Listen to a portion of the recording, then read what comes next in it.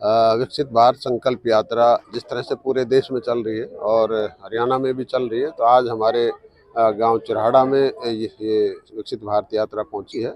और जिस तरह से पूरे देश के अंदर बड़ा अच्छा माहौल है, क्योंकि लोगों को यहाँ बैठे बैठे सारी सुविधाएं, चाहे वो पेंशन की हो, चाहे आयुष्मान कार्ड की हो, चाहे कोई फैमिली आईडी की कोई दिक्कत हो, ये सारी जो दिक्कतें ये मौके पर ही इनका समाधान हो रहा है। तो लोगों में काफ़ी जोश है, लोग इसमें काफ़ी उत्साहित है। 2047 तक आत्मनिर्भर की बात कर रहे हैं, किस तरीके का रिस्पॉन्स मिला?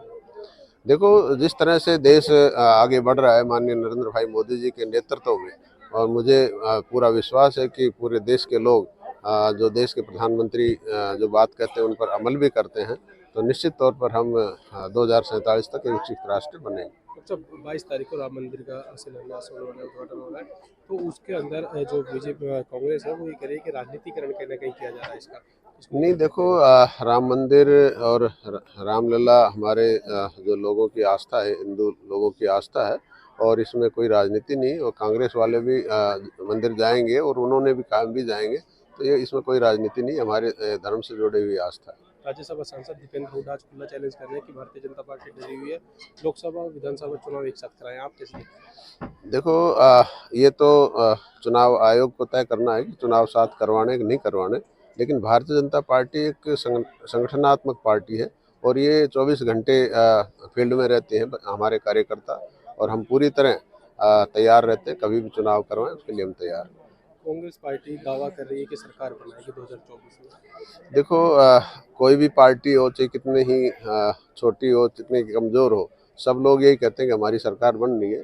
तो सपने पालने अच्छी बात है, लेकिन कांग्रेस का कहीं लग नहीं रहा कि उनकी सरकार बने, क्योंकि उनकी आपसी मतभेद इतने, वो अपने आप ही इकट्ठे नहीं हो सकते। पहले भारत जोड़ो यात्रा और न्याय यात्रा कैसे देखते हैं? देखो, पहले जब राहुल गांधी जी ने भारत जोड़ो यात्रा की और उसके बाद 5 राज्यों के चुनाव हुए, और उन 5 राज्यों में भारतीय जनता पार्टी ने 3 बड़े प्रदेशों के अंदर बहुमत की सरकार बनाई और उनकी एक प्रदेश के अंदर सरकार बनी। तो जब भारत जोड़ो का ये असर है, ये रिजल्ट है, तो न्याय यात्रा का क्या रिजल्ट होगा आप अंदाजा लगा सकते हैं। दिलबाग सिंह के घर ईडी की रेड पर इनेलो पार्टी घेर रही है कि भारतीय जनता पार्टी के द्वारा किया जा रहा है, जो दिलबाग सिंह को गिरफ्तार किया गया है। देखो, ये तो भाई देखो, जो ईडी है, सीबीआई, ये इंडिपेंडेंट एजेंसी है और ये अपने हिसाब से काम करती है, इसमें सरकार का कोई लेना देना नहीं। भारत को 2047 तक आत्मनिर्भर और विकसित राष्ट्र बनाने के गुलामी की मानसिकता को जड़ से उखाड़ फेंके गर्व करेंगे। भारत की एकता को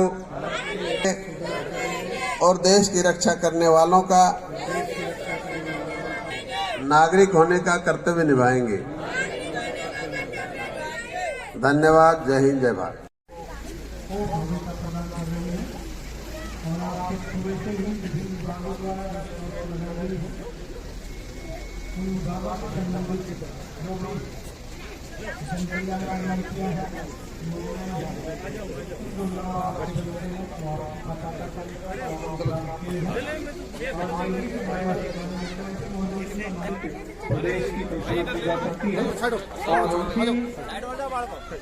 और वो सेल्फी पॉइंट पर सेल्फी ले रहे हैं सारे जन, और ये उनकी सेल्फी। सभी साथियों से निवेदन, सभी बैठ जाए। जो साथी खड़े हैं, माननीय मंत्री मोदी जी जब तक सभी विभागों की स्टॉल्स का अवलोकन कर, आज का बहुत ही अनुशासित मंत्री मोदी जी खुद आए हैं, उनका बहुत ही कार्यक्रम था।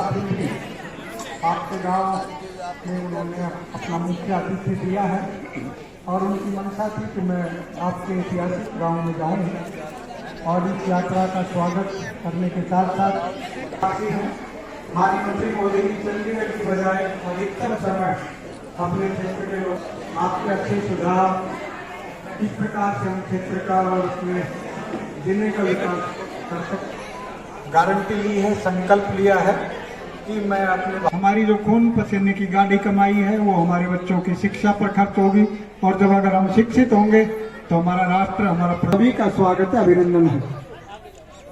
माननीय मंत्री मोदी जी के यहाँ पहुँचने पर उत्सुक हैं। इस कड़ी में हमारे सरपंच अजीत सिंह जी के नेतृत्व में एडवोकेट मानसिंह जी ढौनी से जोरदार तालियां आप विकास टूल्स के रूप में माननीय मंत्री महोदय जी का सम्मान। माननीय मंत्री महोदय जी ने पूरे क्षेत्र का रिकॉर्ड तोड़ 100% युवा हमारे देश में है और माननीय मोदी जी हमारे प्रधानमंत्री महोदय जी इन्हीं युवाओं के बल पर उनका माला में बन जाते हैं तो हमारा विकास निश्चित है।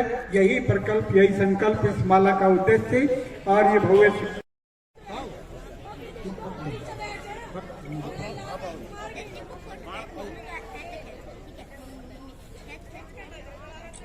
और ये जोरदार तालियां आप बजाएं। ये बहुत बड़ी योजना है।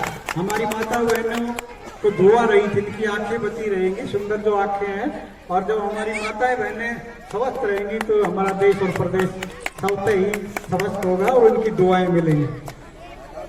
और अब आयुष्मान भारत के लाभार्थी में नाम अनाउंस करें, बल्कि हम तो माननीय मंत्री महोदय जी का इस जल जीवन मिशन के लिए जितना आभार ज्ञापन बढ़ाई गई है, मैं सरकार का तहे दिल से शुक्रिया अदा करता हूँ। अभी आप और यही माननीय मंत्री महोदय जी के निर्देश है कि हम आम आदमी को उसके घर पर बैठे पेंशन के सभी लाभार्थी माननीय मंत्री महोदय जी से अपना पेंशन का प्रमाण पत्र प्राप्त करें। जोरदार तालियां आप जारी रखें। इतना बेहतरीन कार्य